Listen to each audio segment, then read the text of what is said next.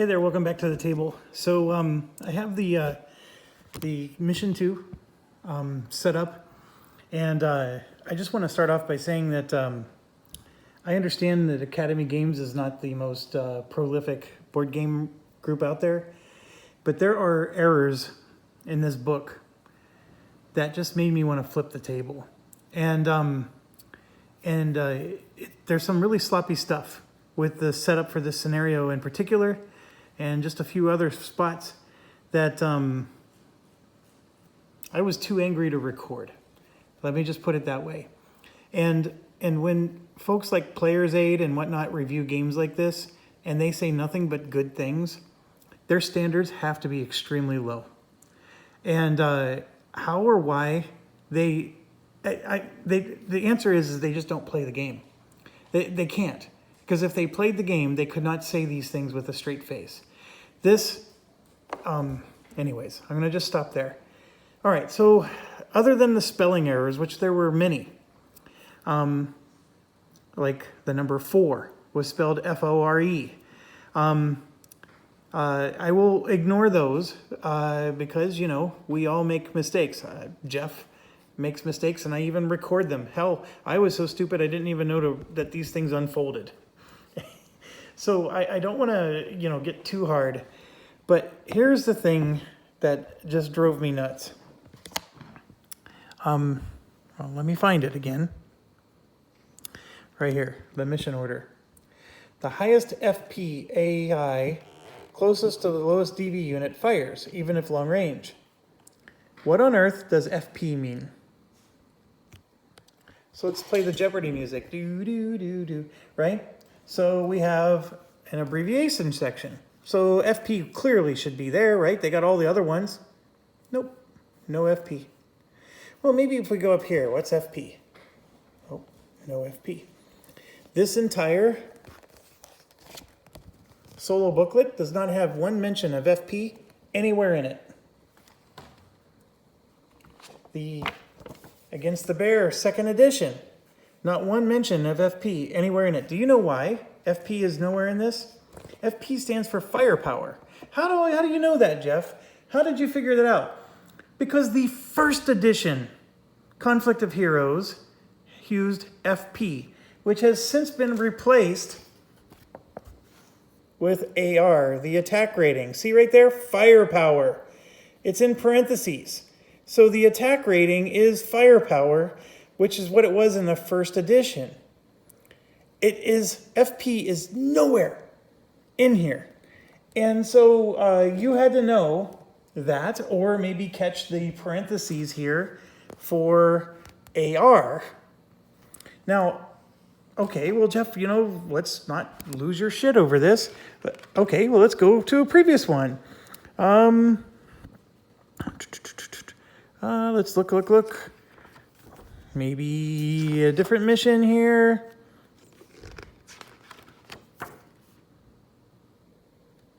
Oh, there it is again, FP.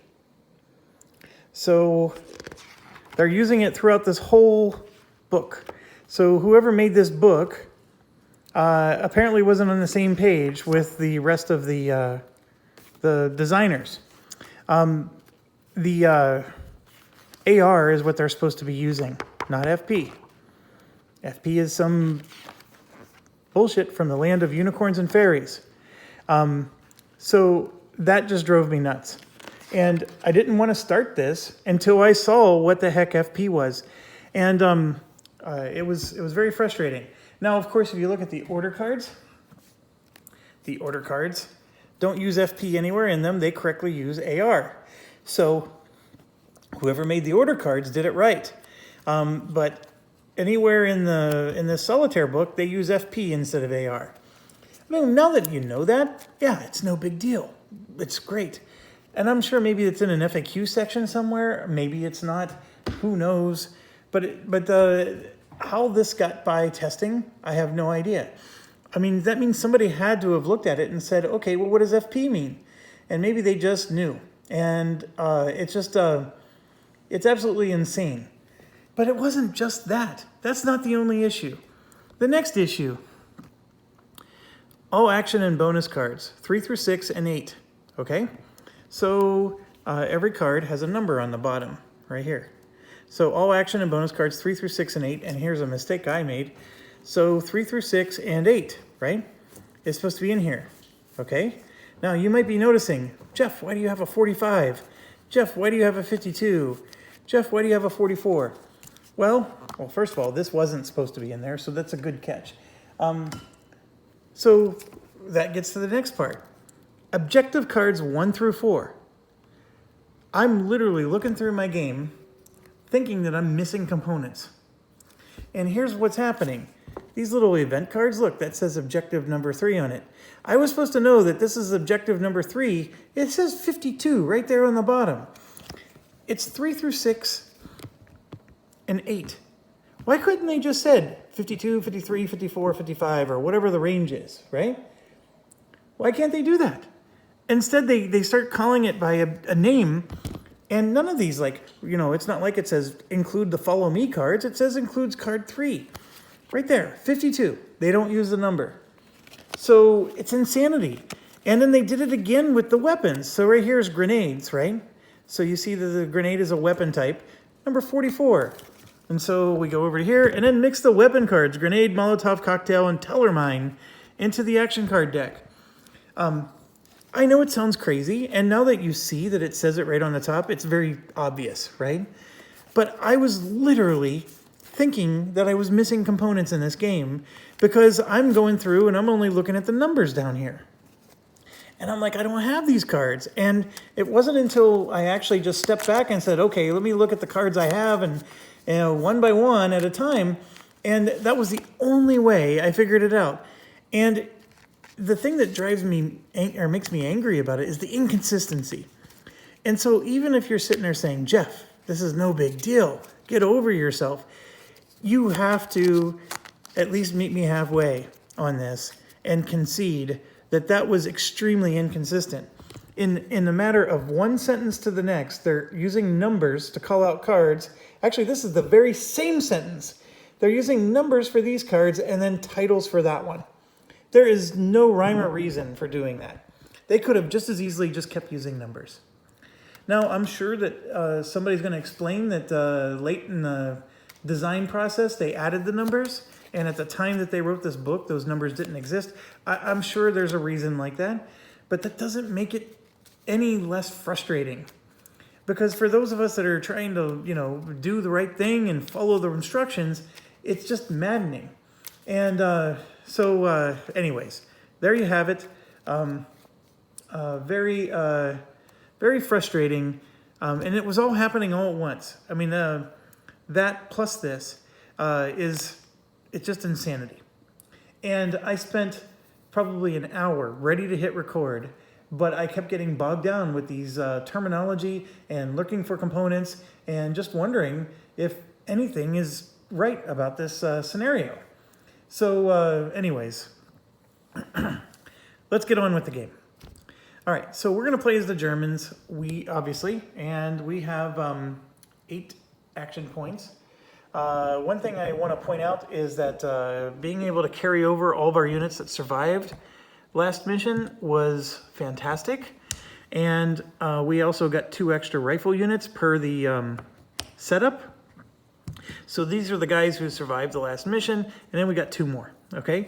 Had we not survived or whatever, the start would have been just these units up here, and that's why I separated them. So you can see we got 5 additional units above and beyond a normal start because of our performance on the last mission. So even though we lost the Pioneer, we're still, I think, in great shape in that regard. It does tell us we start with these 2 cards, which are the number 2, and they're called command actions. So we get 2 free action cards, which we start the game with. And we get to draw additional cards according to the special rules for scavenging. Okay, so our little units there are going to get to start here in this little box. And you can see this is a double map. It's huge compared to previous missions. We now have hills we're going to have to contend with. So that's going to impact line of sight. It's going to impact other various things. There are now bunkers. So we have some bunkers here. This +3 is for the flanking angles, and the +5 is for the primary attack angles. And this bunker actually has a health value of 16. So if we are able to overcome a 16 value, red means it's a soft target, we can actually destroy the bunker. But on the turn that we destroy the bunker, the units that are in it still get the benefit of the defense values. And if you do attack the bunker, you're also attacking the units inside. But they said it's a separate die roll for each unit. But you are attacking all three simultaneously. So I put the unit on top of the bunker. They didn't. It's not a big deal. We have 2 control markers. These represent artillery that are being towed by these wagons.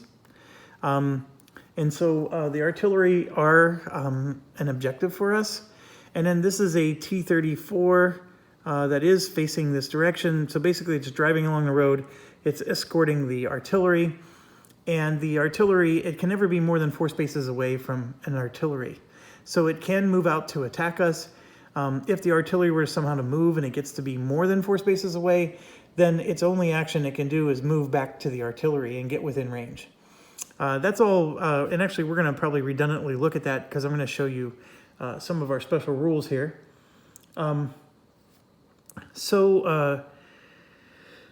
Okay, we do have the ability to take over the tank if we do close combat with the tank. And then way up here, we have, let me zoom in a little. These are trucks. They don't really move, but we can commandeer the trucks and use them for ourselves. And so, and it's even, there's some mention that if we go into the next mission, controlling one of those trucks or both of them, we get to actually convert them into German trucks. And so they'll be ours for the next mission or something. I don't know all the details to that. Now, these little gray tiles are refugees. And refugees are moving along the road to the north. So they're always trying to move north and exit the north end of the map. That's what the refugees are trying to do. Now, refugee special rules, they do block line of sight, just like a tree would, because there's just so many of them. We can never attack into a space that has refugees, and we can never attack out of a space if we're sharing the same space as refugees. However, you could still do close combat. So we could be with a Russian unit and a refugee could be also in the same space, and we could do close combat. We just can't attack in or out of it. The refugees also have some weird rule that if any firefight happens within, I think it's 3 spaces, and we're going to read that in a second, but if we're within so many spaces and we somebody fires a weapon, the refugees will run in a particular direction, whichever direction moves them away from where the firing is occurring. So it just represents people being scared as the combat is happening. Okay, so the flavor text I found is actually helpful here. We've escaped from Yuknov and we're now working our way back on foot towards friendly forces. We're very tired, but the enemy is close behind us. We've spotted a village ahead and the Soviets appear to be... See, they use the word Soviets too. It's not Soviets, I don't think. I think they were still Russia back then, weren't they? I might be wrong. So anyways, Soviets appear to be fortifying in preparation of our front's advance. We also hear artillery firing. Well, they had... Yeah, never mind. We also hear artillery firing from the other side of the hill to the south of us. Hopefully we can find some supplies and capture some trucks so we can get off of our feet. Carol suggests we attempt to sabotage the bunkers on our way through, but I don't know if the men are up to it. Okay, so I know the game recommends that I don't peek ahead, but I peeked ahead because I want to know what it is that my objectives are, because these objectives are a little ambiguous. These bunkers are all going to be in a future mission. So we're going to see this map again. There's going to be more fighting that occurs here. And whatever bunkers we destroy on this mission will stay destroyed for that mission. Okay? So I won't spoil like which mission it is or whatever, but I'm just telling you that that's the bonus you get for going after them. And then like I said, if we capture the trucks, they actually become German trucks for us. So we do have the potential to use those. Okay, so what are our special rules? If any AI, so counteraction, if any AI in a bunker has been eliminated or the T-34 has been destroyed or captured, a wagon starts to load the artillery. So artillery will load under the wagon. If there is a loaded wagon, they're going to try to exit L10, which is, I think, this direction of the map. Let me check real quick. L10, 7, 8, 9. Oh, no, that's right here. They're going to try to exit the south part of the map. So they're going to start loading on the wagon, and then they'll start moving towards here to exit. But that only happens if we've destroyed a bunker or the tank. And yes, we can capture the tank, and it can actually become one of ours. And there's even like a token. I didn't bother finding it, but there's a token for a captured T-34 tank. Okay, so how do we score points? The Soviets score for each eliminated German, not including the captured truck. So they don't get to score points if they, destroy one of the trucks that we captured. But for every one of us they eliminate, they score a point. And at the end of the game, they do score a point for every bunker that was not destroyed. So even if you didn't know about the look ahead, you already know that they're going to get victory points if you leave those bunkers standing. Okay, for us, we score for each German unit that exits the west side of the map, not including trucks. So what is the west side of the map? Here's north, and here's the German exit. It's just this entire side. So we could try to mosey on down and take these out and then exit on the west, or we could just go into this town, take care of this smaller group, and then exit west. Either way, you score a point for every unit that does that. Okay, when a German unit takes control of a Soviet control marker, we get to remove the marker and we score victory points. For every one of the artillery we take out, we get a victory point for that. And then we get a victory point immediately for destroying or capturing the T-34. Okay, so let's start with, I'm actually going to start with the bottom and going up. We're supposed to record which German units exited the map, which action cards are in our hand at the end of the mission, and whether the T-34 was captured or destroyed, which bunkers were destroyed, and how many control markers were taken. Any Soviet trucks and wagons that the German player exited the map will be exchanged for German trucks and wagons. So there's a lot of stuff we're keeping track of here. The captured T-34, if a German unit hits the T-34 in close combat without destroying it, it gets replaced with a captured T-34 counter, and it's suppressed. Okay, then we get to remove the German unit that attacked the T-34, since that unit is now crewing the T-34. So obviously maybe the Pioneer is an awesome one because it can go in and get a nice bonus against hard units, but we might lose our Pioneer unit when we do that. Okay, this truck, on a 3 to 6 roll, vehicles. The AI may take no actions with the trucks and can only move the wagons with counter action orders. And remember, the wagons only move after we've captured the tank or destroyed a bunker. Trucks and wagons can be captured by the German player by moving a unit into the vehicle hex. The player may load units onto captured vehicles and then activate the vehicles for transport. Okay, so loading onto the vehicles is just one action point. I did look that up. And then they can use the vehicle for their movement. And it's sort of like a group move if you think of it that way. If the Soviet AI can fire at trucks transporting German units, the AI must first roll 1d6. If it rolls a 3 to a 6, it ignores the truck because it thinks it's friendly. Okay? So 3, 4, 5, 6. That's pretty good odds on your flavor. So only a 1 or a 2 is going to mean they actually attack you. So you could sneak by the Germans, or the Russians, because they think that you're friendly. The AI instead must target another unit, and if nothing's available, they move to the next order. Vehicles are not counted when checking mission track, so they don't count towards units for the mission track check, or whether or not the AI passes. Okay, so that all makes sense. And then we move to scavenging. The German player may draw additional action card after a unit searches a building for loot. It costs 2 action points or cap points per building search to draw a card. Each building hex can only be searched once per game. Mark the searched objectives with pennies. Again, this game with the money. If an objective card is drawn, any German unit may be replaced with another unit type. Objective 1 lets you get Pioneers. Objective 2 lets you get Tank Hunters. Objective 3 lets you get a 5cm mortar. And Objective 4 we can't use because that's the Monster Tank expansion. So I took that out of the game. So I don't know what, so a 5cm mortar. So we know what the Pioneers are. Tank Hunters, I don't know exactly what a Tank Hunter unit is. I mean, is there really a unit in here labeled? Well, there's the 5cm mortar. So they have a, I don't know, it's a decent attack. It's only 2. And the 8cm mortars, here we go. There's a Tank Hunter right there. So yes, they have a unit that has a blue 3. So that's pretty cool. And then of course there's our Pioneer. And those are the 3 types of units that we can get added into the game. So this particular mortar unit's not super flashy.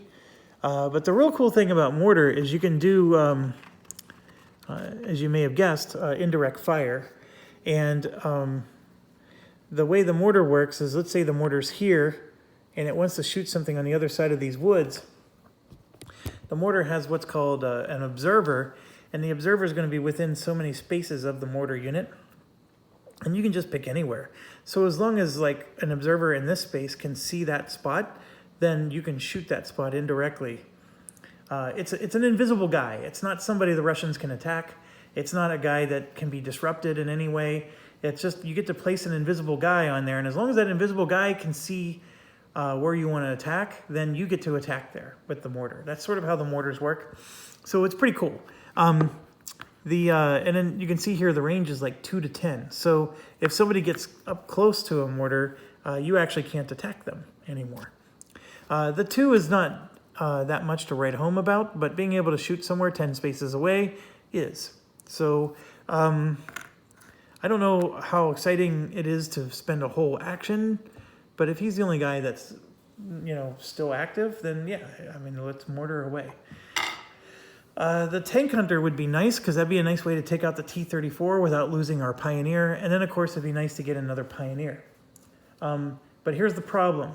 Those cards are in this big, thick deck. I shuffled it. I have no idea where those cards are. So we would have to search all these buildings to get to the bottom card of this deck. It's very likely not going to happen. So there's a lot of randomness in this and no guarantee that we're going to get what we're looking for. But that's at least what we have here. Let me think about this some more. There are pursuit keywords and refugee keywords that show up because this game has even more rules along this side. I know I'm 23 minutes in and I apologize, but I've already explained the refugees pretty well. They move within, and if anybody within 3 hexes fires, they immediately move. They block line of sight. We covered all that. We covered the bunkers. The units in the bunkers have a fixed position. They can't pivot. So if you flank a bunker, that unit inside the bunker is flanked as well, and there's nothing they can do about it, okay? Or the bunker. And here's the rule about the T-34 being able to move, and then here's the rule about the control markers. Somewhere in here is an explanation of what the pursuit does. Where is that?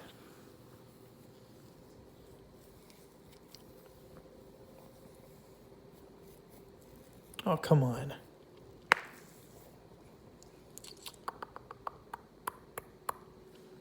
So if you get this word, pursuit. Oh, I see. It's explained in the yellow. Never mind. There's nothing special. So what's going to happen here is Soviet pursuers are going to be coming out of this side of the thing. So if we go down here and start dabbling, there is a risk that Soviet pursuers are going to approach from this side. So getting out is important. And there's going to be more Soviets that are going to be joining the game to pursue us, which stinks. So let's get this set up and let's get the game going. All right, like I said, we get 8 cap points. Remember, when we search a building, you can spend 2 APs or 2 cap. The APs, of course, you will have to check to see if your unit is spent. The cap, on the other hand, though, doesn't require an AP check. So you can spend cap points and then your unit is for sure not going to get spent. So that's something to keep in mind. And then, of course, it only happens on buildings. Now, what's interesting is there's a lot of buildings up there. So we could really search a lot up there. There's no buildings down here. So that's one of the things I think we want to, contemplate. I'm realizing I don't have something to indicate where we've searched or not searched. I'm just looking around me to see if there's something real quick and easy I can grab without tearing apart some game. And the answer is yes. 1 second.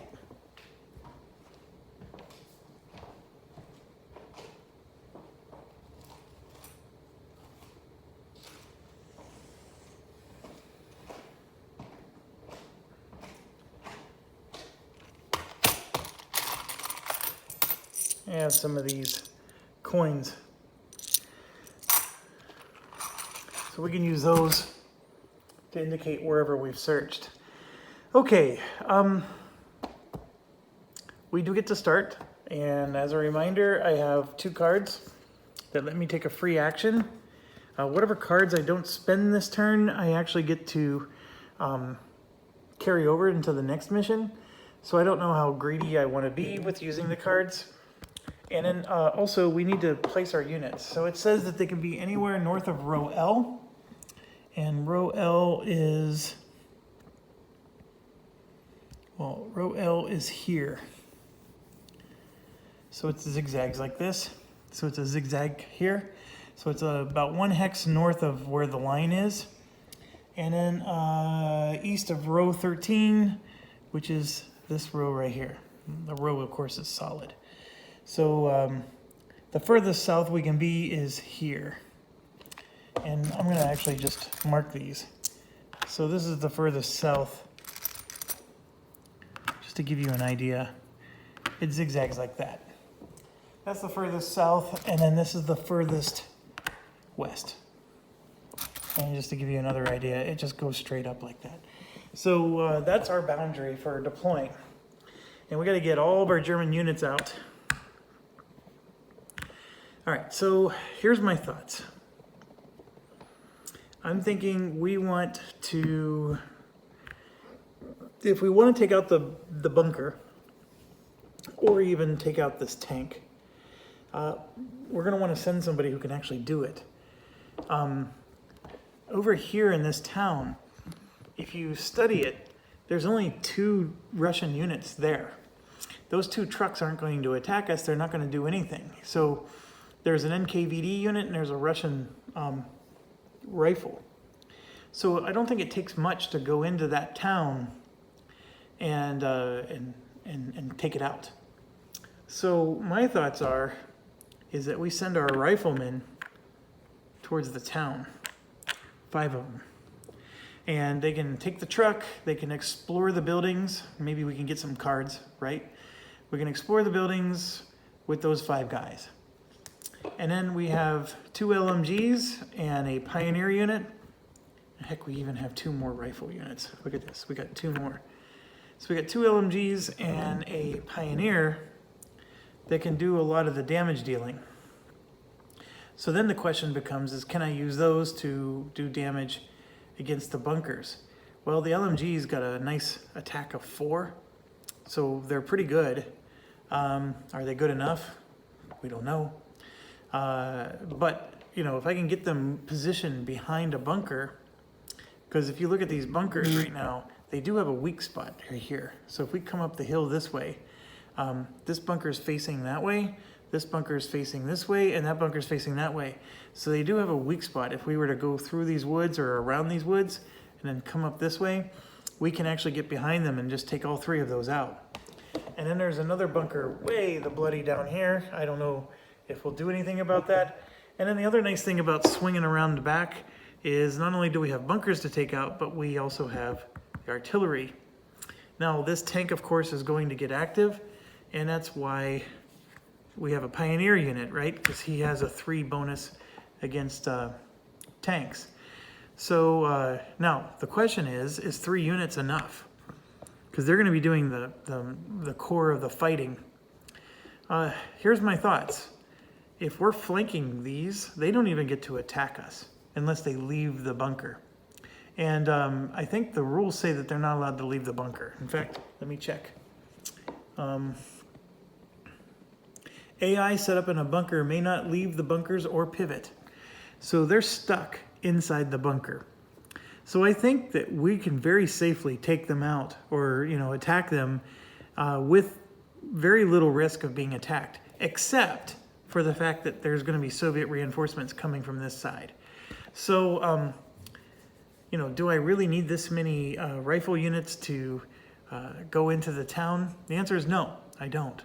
However, by having them go into the town, they can get on those trucks, and then I can basically drive the truck off the western edge of the map, and I'm scoring a boatload of victory points. Also, by searching the town, whenever I get an objective card, let's say I want a mortar unit, right? Well, this mortar unit is replacing one of those units that was exploring. So basically the unit's getting upgraded, right? So if I'm going to lose a unit, it's going to be, I would like to lose a rifle unit. I don't want to lose these 3. So I want to be upgrading those units into the better units.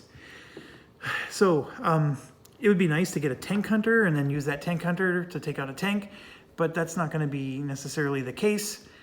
So anyways, after all that deliberation and prattle, remember we get to do group movement. We also get to do group attack.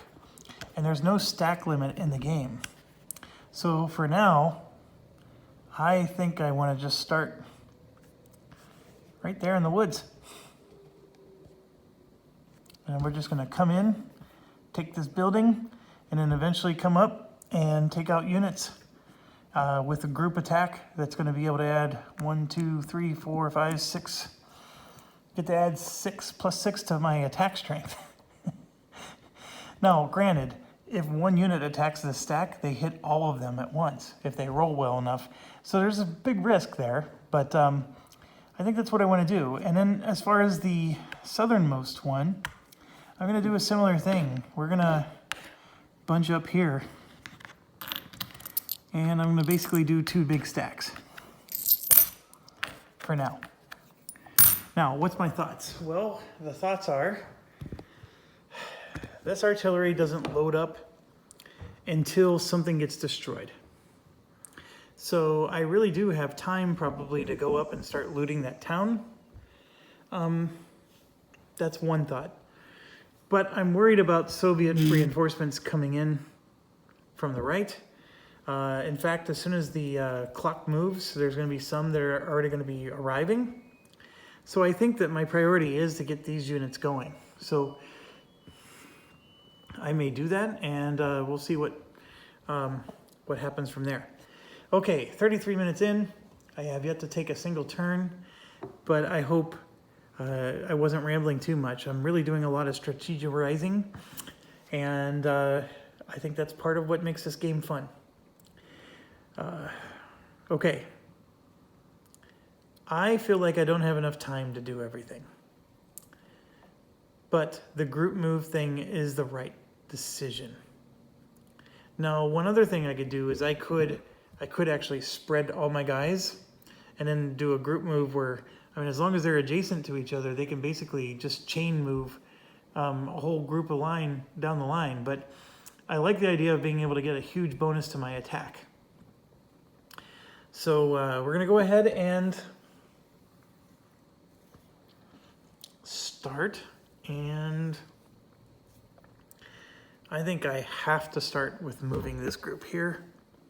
1 space, and it's a group move, and they're all 1, so it should be 1 AP. So let's do that. Let's move these out of the way. So we spent 1 AP and we're fine. Now it's their turn. And counteractions are nothing.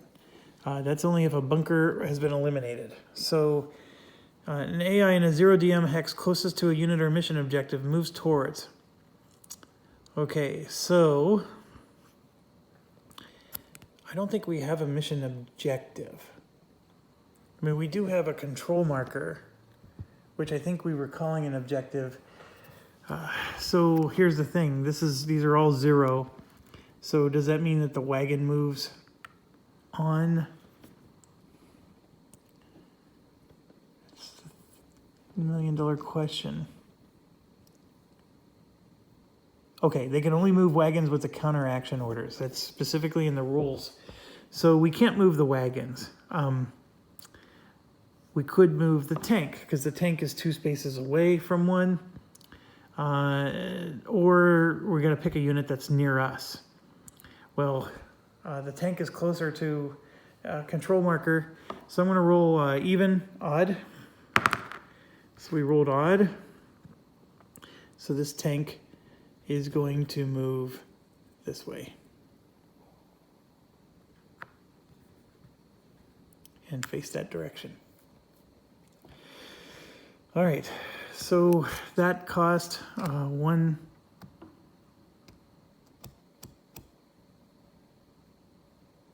It's moved towards.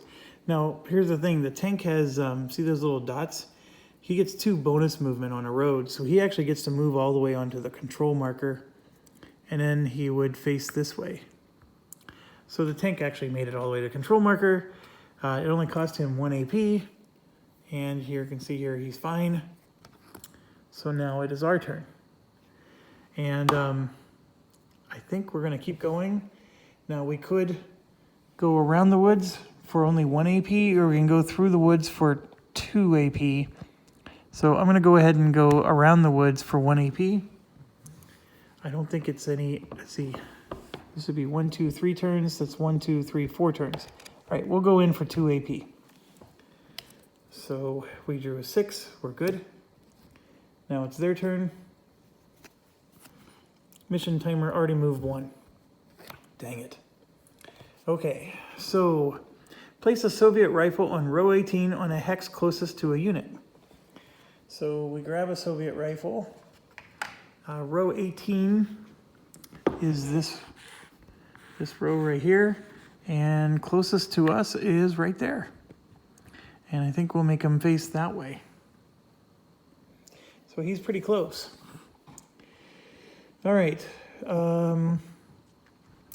Unhit AI closest to a fresh unit that just acted will attack. So that's this guy. So he would attack. I'm assuming that the mission track happens immediately. So he would be there for the action phase. So this guy attacks with a 3. We're 2 spaces away. We have a 14. So 14 minus 3 is 11.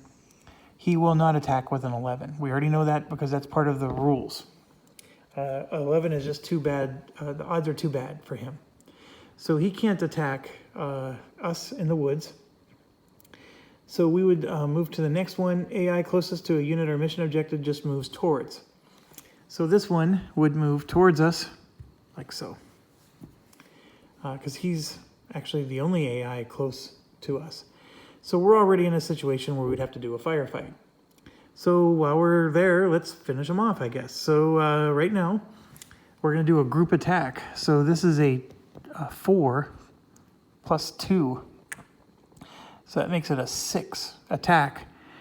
And then since we're close, we get 3 more. So that's a 9 attack against his 11 here. Or I'm sorry, his 12. That means on a 3 or a better, we hit him. So I rolled a 5, which stinks because we don't kill him. So we get this, and we put that on him. If I would have rolled, what is it, a 7 or better, we would have killed him. So that stinks. Now our AP cost was only 2, And we're actually... So we've already been exhausted. We're spent. And that guy's going to get to go hog wild on us if he wants to. What a frustrating draw that was. I think we were facing this way. Okay, so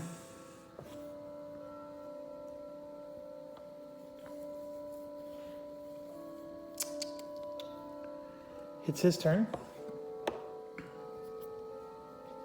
So we're going to reshuffle, and here you can see he wants to attack. So let's reveal what he's going to do. He's Berserk, so he actually gets +1 to his attack, and plus to all of his defense as well. But he gets a -1 to his. I mean, that basically helped him in every way, except his range is only 1 now. All right. Well. Okay, so now he's got a 4 attack, +3 is 7, against 12, 14. So a 7 or better hits. We're gonna lose this game. Look at that, he got an 8. So we just got 3 hits. I'm beginning to not like this game very much when things like that happen to us. And you could say, well, that's your fault for stacking everybody in one space, and I guess that's true. But,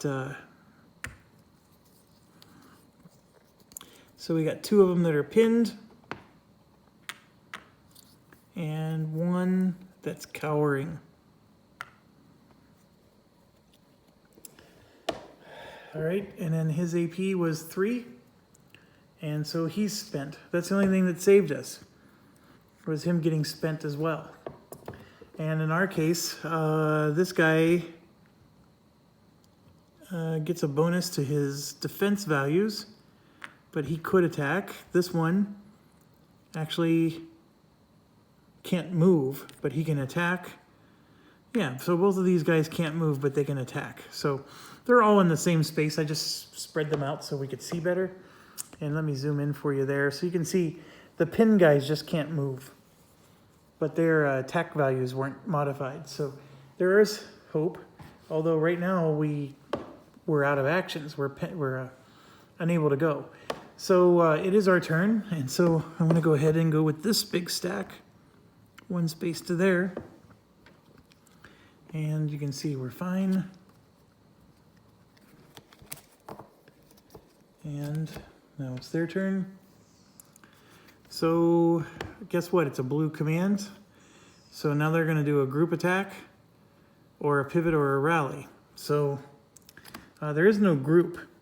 So that's a good question. Since there's no group, will they still attack? I don't know that answer. You would think I would. I think the last time we encountered this, it says the AI and any AI adjacent to it will attack. So it just says any AI. So he's going to attack again. So a 7 or better kills all 3 of those units, and then we lose the game. And look at that, an 11.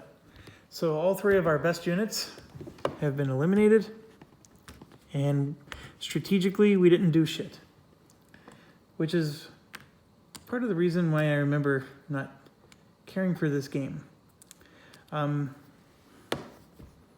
It's very swingy that way, but then again, you know, the first mission I had everything go my way. So yes, I'm pouting. I'm sorry.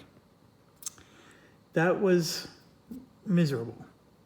So all 3 units are gone, and there's no point in continuing this scenario. I mean, I'm serious. I would quit at this point. And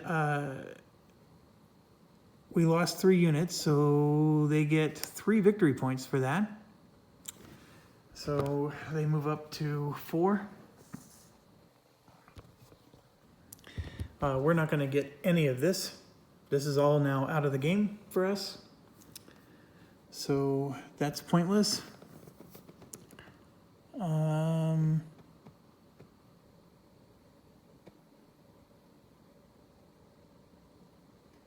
Okay, so we moved one space on the mission track. One thing I forgot to do, that's what I was just reading. All the refugees move. And they all move towards the northern part of the map. So they did this whenever the mission counter moved. So that would move up and that moves up. Okay, so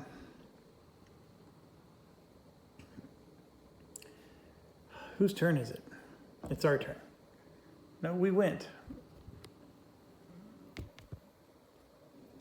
Now it's their turn. Mission counter is moving 2.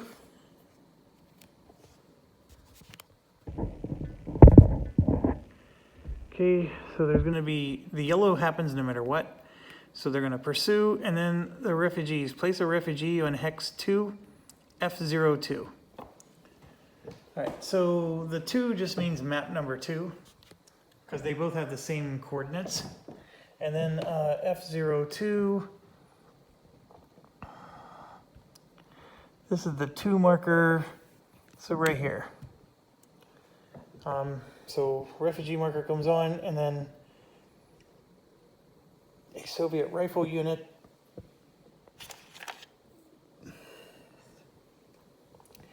gets placed there.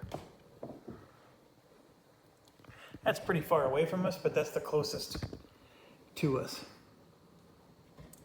Okay, next. Is the fresh AI less than the fresh units? They have 1, 2, 3, 4, 5, 6, 7. We have 1, 2, 3, 4, 5, 6, 7. We are exactly tied with fresh AI versus fresh units, so they do not pass. So AI closest to unit or mission objective moves towards. So this is an interesting one because the only units that we have anymore are way up here. And I think this is 1, 2, 3, 4, 5, 1, 2, 3, 4, 5. So even, odd. I rolled even, so this one's going to move towards us to there. All right, so that was 1 AP for him, and he stays alive. So it's now to us, and we're going to group move again to here. That cost us 1. We're fine. And it's his turn. If AI plus units is less than 6, it's not. Fresh AI is still not less than us. AI closest to a hit unit. So they're going to move towards whoever's closest. So right now they're 1, 2, 3, 4, 1, 2. So even odd again, even at the top. It's even, so this guy's going to move towards us, like so. That's our turn, so we're going to go ahead and move here. And that costs us 2 action points. We're good. Well, actually, this was for his check. Now this is our check, so we're good. Now it's his turn again. And ISAR. Well, okay, it's not nighttime anymore, so they can actually see further than 2 spaces. So that guy can actually see 5 spaces. We are in his view, but we have a 13, he only has a 3. He would be able to roll a 10. Yeah, he's actually going to attack. He's going to attack our stack. So we have a 13 defense. He has a 3 attack, but he gets a +1 cap. So he gets a 4 attack, so a 9 or a better hits. And if I would have rolled a 9, this would have been the shortest video playthrough, because there was no way I was going to continue playing if that whole stack took a hit.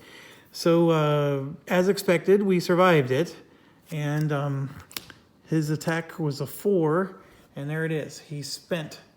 So that guy is now unable to move, as expected. Okay, so now it's our turn, and we're gonna spend 2 cap to explore that particular building we're in. So we're gonna draw a card, and we got number 2, objective, which is very, very good. So number 2 objective is, oh, come on. The tank hunters. So I'm gonna go ahead and put that away and get out the tank hunter. And I'm just gonna replace one of the units here with a tank hunter. And then that just goes out of the game.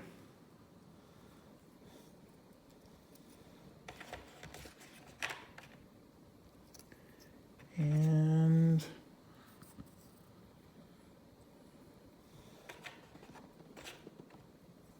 sorry, I'm just trying to make sure I can put this game away in an organized manner. Okay, we don't have to draw a card because we spent cap points. So now it's their turn.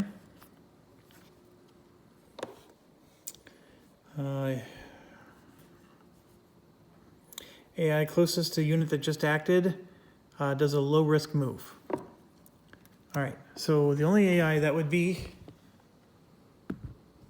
is this one right here. He would do a low risk move, but see, because this building is here, he can low risk move into the road because we have no line of sight on him. So that's a safe move for him. Now, it's our turn. Well, hold on. We got to see if he's spent now. He moved 1.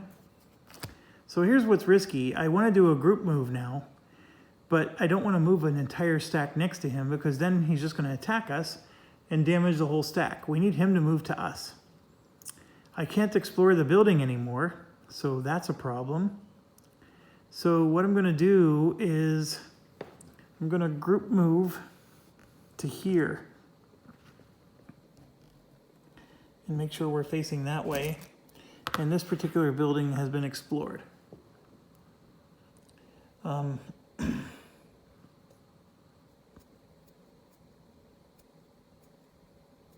Yeah. So this sucks, but that's all I can do. I can't move next to him. And we got the green check marker, otherwise we would have been in big trouble. So now it's his turn. And there the mission objective is moving 1. And I forgot again to move the refugees when we moved 2 on the mission counter. So every refugee is moving 2 spaces. 1, 2, 1, 2, 1, 2, 1, 2, 1, 2, and 1, 2.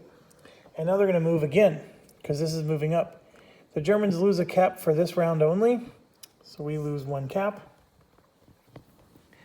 And then it's going to move everyone again.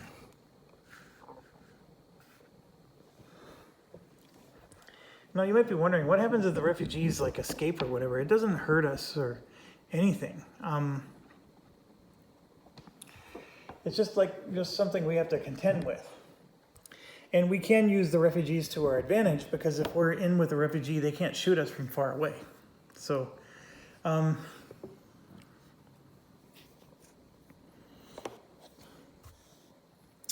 AI closest to the lowest DV unit attacks with a +1 cap. So that unit would attack us with a +1 cap. So he has a 3. We are in his range. And we have a 13 with this guy. Everybody else is a 12.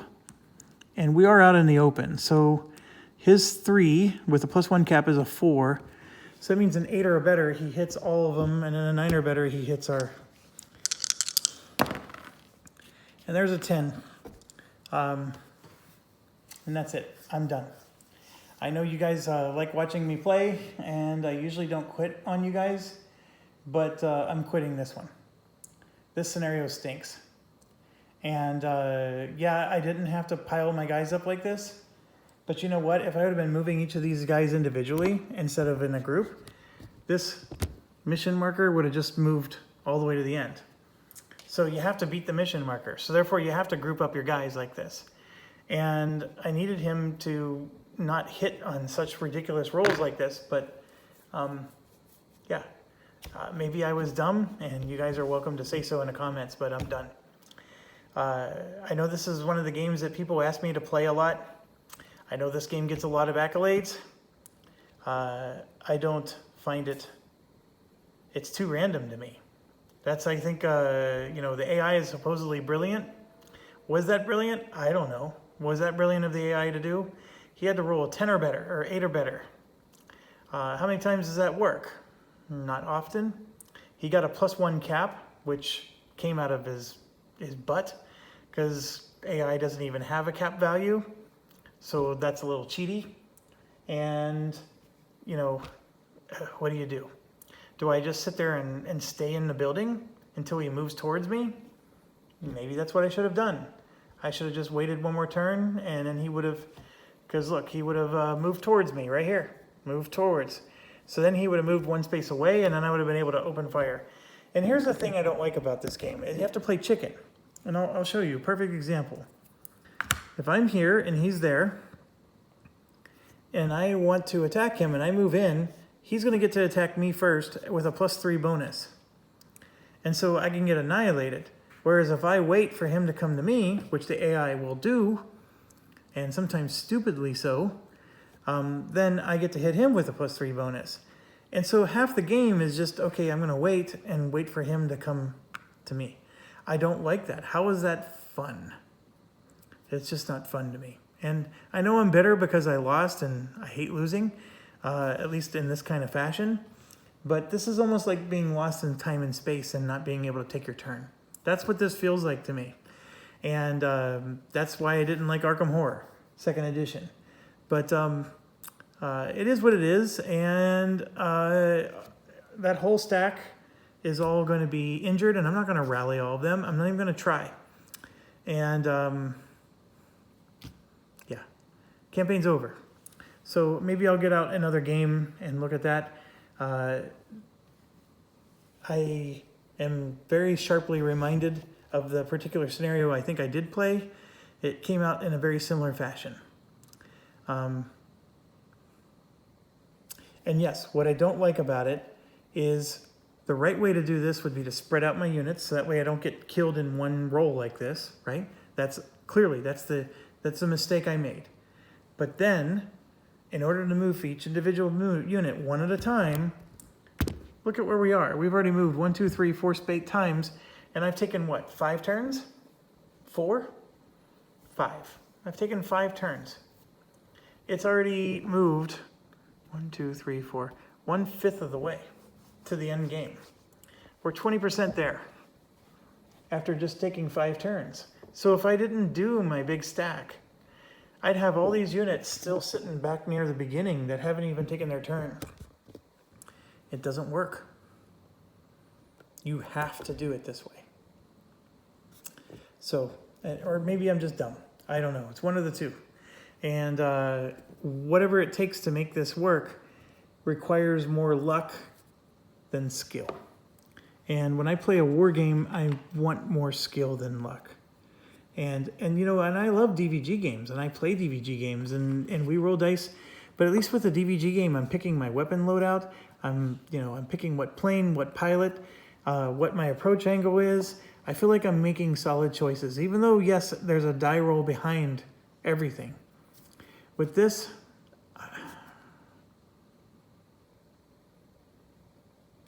so that's all. I'm not finishing the campaign. I'm not going to move on to mission 3. I'm done. So anyways, I thank you for your patience and for enduring my little rant here. Maybe I'll feel better about it tomorrow. So I won't make any serious commitments, but I do have other games to play, and I will seriously consider them. I love the pieces. I love the way the attack values and stuff work. There's a lot of stuff about this game I love. I love how big the pieces are. I even love the tactical feel of it. I don't like the AI cards. Is the AI brilliant? I don't know.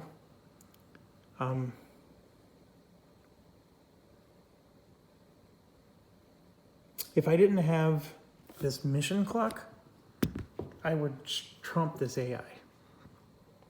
Because I would spread my units out and I would wait for the AI to come to me, and then I would take them out and then I'd go finish my mission. Obviously, with the time limit, I have to be a little more aggressive, and it's for that reason and only that reason that the AI gets me. Like, what did the AI do that was so special here? It knew to attack me. Okay. What else did it do? It got a +1 cap. Well, that's cheaty stuff to give the AI a +1 cap. Although I will say that even without the +1 cap, it was still going to succeed in hitting me. All right, I'm just talking in circles. Thanks for watching. Stay awesome. And yeah, sometimes joining me at the table, I turn into a grumpy butt, and I apologize for that. I promise I won't be. There is a lot I want to like about this game. I don't know if I do. I know this game, like I said, I actually like Enemy Action Ardennes more than this. Because at least in that one, I know I'm drawing chips out of a cup and whatnot. I think the airstrikes are so weird and random and rare in that particular game, but I like it more. I do love the feel of this, though, more. Like, the feel of this is better than Enemy Action Ardennes, but the gameplay in Enemy Action Ardennes is better than this. That's the way I put it. Well, how would I fix this? Like, what is it that about the... I think the thing that I would fix more about it is I would get rid of the close combat +3 bonus. That, to me, ruins the game. Or the short range +3 bonus. I think units should be able to hit other units within its line of sight, period. Whatever their line of sight is, they can hit the other unit. And the proximity should not matter. And so if that means reducing everybody's line of sight, or I'm sorry, everybody's, range, then do that. Or they have 2 attack values, one for this range, one for that range. I mean, I'm okay with that too. And I know you could say, well, hold on, you were just going to add +3 to all that. But that's, I think that would fix this, because this game boils down to playing chicken and forcing the AI to move to you. And then when they move to you, you get a +3 bonus, and that +3 bonus, more times than not, you get a hit. Without the +3 bonus, being 2 spaces away, I usually miss. Now that AI hit me, but it required a very high roll, a very low probability roll to be able to hit me. And it did. And it ruined my day, obviously. But, mathematically speaking, they could roll many times and not hit me. So, I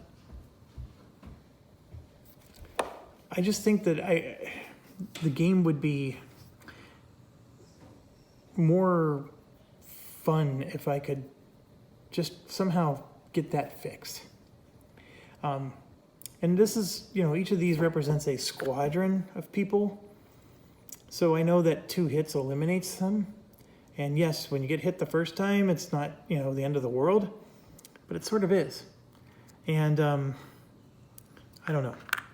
That's where it gets me. Okay, shutting up now. Thanks for watching. Stay awesome.